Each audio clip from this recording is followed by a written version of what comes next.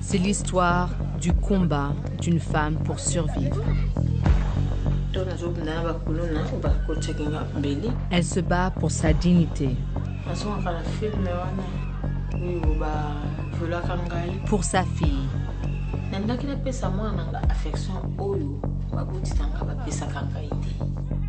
et pour sauver ses filles de la violence qu'elle a subie dans les quartiers pauvres de Kinshasa.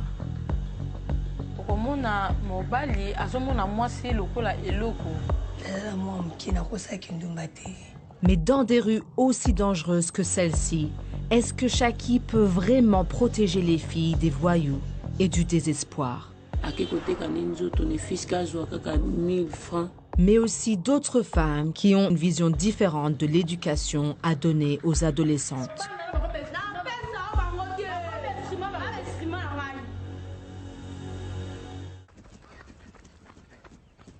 Nakolaki na nzela bandai ko violer biso bandai ko so biso na makazi nazaki na âge ya 3 ans nde na se apasi wana etindaki ngai nasala sport. On s'est rencontré avec l'autre. Elle avait au moins 12 ans. Elle était active. Elle faisait tous ses entraînements. C'était des filles de riz. Basala tant tozokula tokaki ke mwana Mohamed Ali moko adana mwana moko ya mwasi azalaki champion du monde. Chaki était une bonne boxeuse, mais elle n'arrivait pas à en faire un gagne-pain. Donc, elle s'est mise au catch, un sport qui est très populaire au Congo.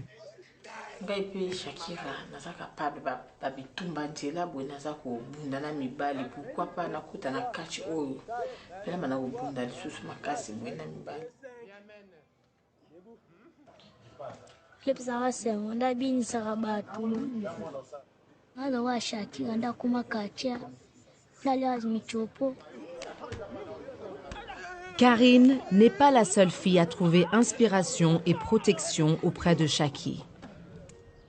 Chez elle, Chaki a recueilli près de 20 filles qui vivaient auparavant dans la rue.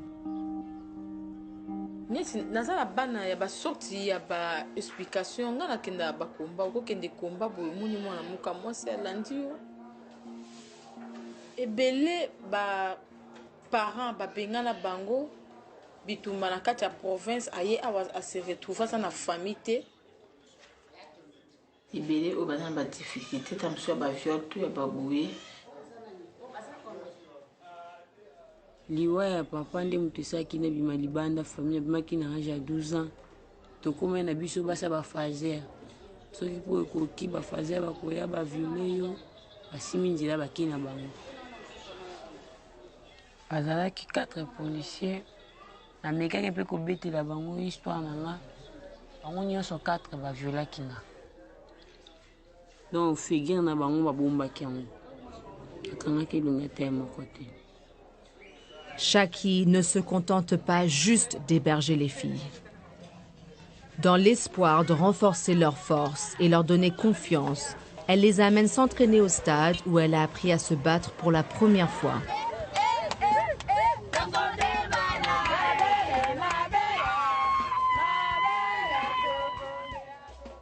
Pour la base na endurance pour moi s'il faut que ça na endurance peut que ça na esprit dur compte tenu ya nyoso ko komela bango phénomène la mwana ngai na bande ko la kise comment tu dois défendre la sortie de tes gants ya boxe la boxe c'est très bien ma personne taillé ben na probitu mabuna se défendre au bunda. Des mamans pas cadré, bon moi cadré, bon moi le canal cadranga, tout ça pena candé mo. Donc quand il y a peu de sous na joie kay libanda, chege akutana kina makambo na famille na bango, donc ndé na joie kay. Tino vanda ka Shakira. Na souffrir fort la risque pe mino abutu. Na bota bébé langa à la 4 comme les Adonai. Famille mbaina. Famille moko beka bazwa kai nde bakendela mona tilelo. De retour à la maison, Shaki se prépare pour son prochain grand combat. Et les préparatifs ne sont pas seulement physiques. Bakoko na ngai. Boko ko protéger ngai na nyoso o na ngida sala na minute o. Shaki utilise le bokoko, une tradition congolaise consistant à invoquer ses ancêtres pour demander force et protection. Bandaka na technique. Après les jours ya combat, tout ça na ba prière ya bokoko. Quand ils a permis okota bokoko. Shaki n'est pas la seule catcheuse qui utilise des amulettes. La magie, la musique et les accoutrements font tous partie du spectacle de la lutte au Congo.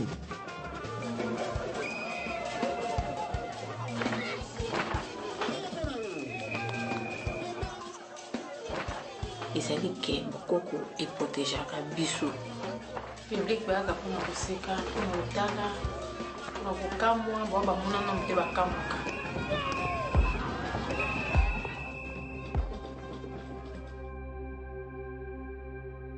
Awa eza na Pongabi, eza place oyo ngai Shakira na bandaki kokola na se ya nzete wana eza place oyo tobandaki kolala ngai na Phénomène. Quand elle n'avait que 12 ans, Shaki a rejoint un gang de filles de rue qui ont vécu sur ce pont et été soumises à la prostitution par une femme plus âgée. L'une des filles de ce groupe s'appelle Chimène. Elle est toujours en contact avec Shaki, mais a pris un chemin très différent dans la vie.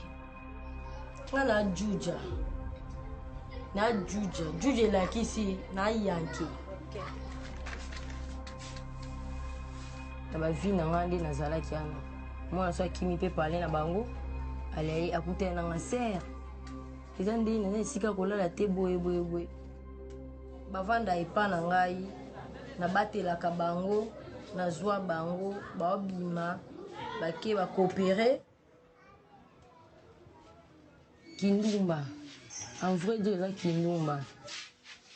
Après ba yelinga mbongo, musu tolier, musu to futinga, kop na ngai yango wana. Bon. Bulo na kenda yo ba bulongo ya basi. Ba bulongo ya basi okende we, mamsu mutomba pesongo, mamsu pa pesote. Belaki ni astahili mbo mswet kana. Ka lobi ndo ko beli. Ah mais ayo mo ebiti.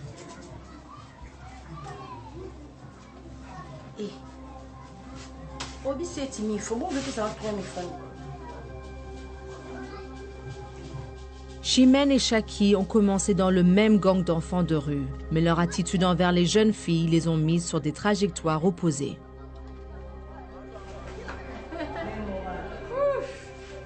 La maîtresse!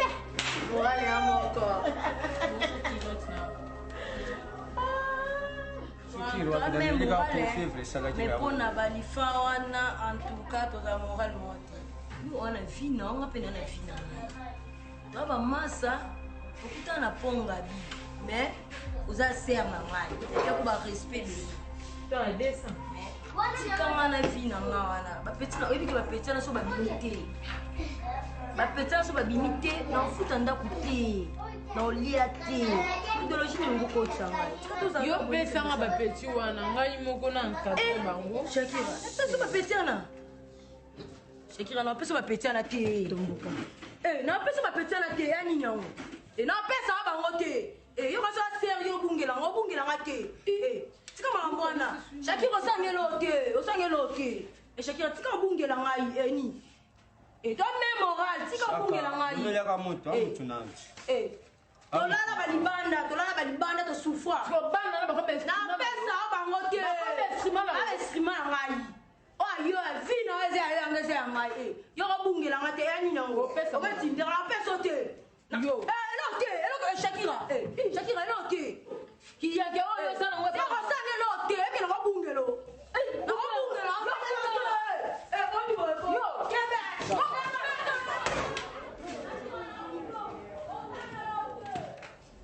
Ngai na ye azosala vachance na oyo esalamela ye. Basi wana bazoluka mbongo ntango mosusu mpo ye alia basi wana balukaka mbongo mpo ye alata donc basi wana baza lokola bainstrument na ye ye Shakira ya encadré bana na ye kuna asunga bango na makambo nyonso nga na possibilité ana te nga tinda bango babima bazwa mbongo bayela ngai ye soki aza na posa nazwa bana na ngai napesa ye mais tosapi bamisala na te kozala mwasi na pasi. Ça fait 5 mois déjà que Shaki a traversé une crise. Elle est tombée sérieusement malade, n'était plus en capacité de se battre et a perdu ses revenus.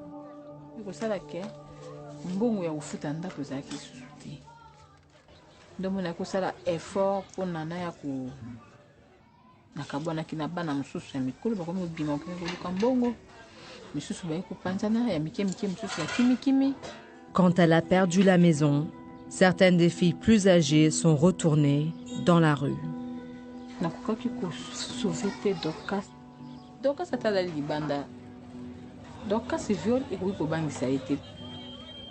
Shakira,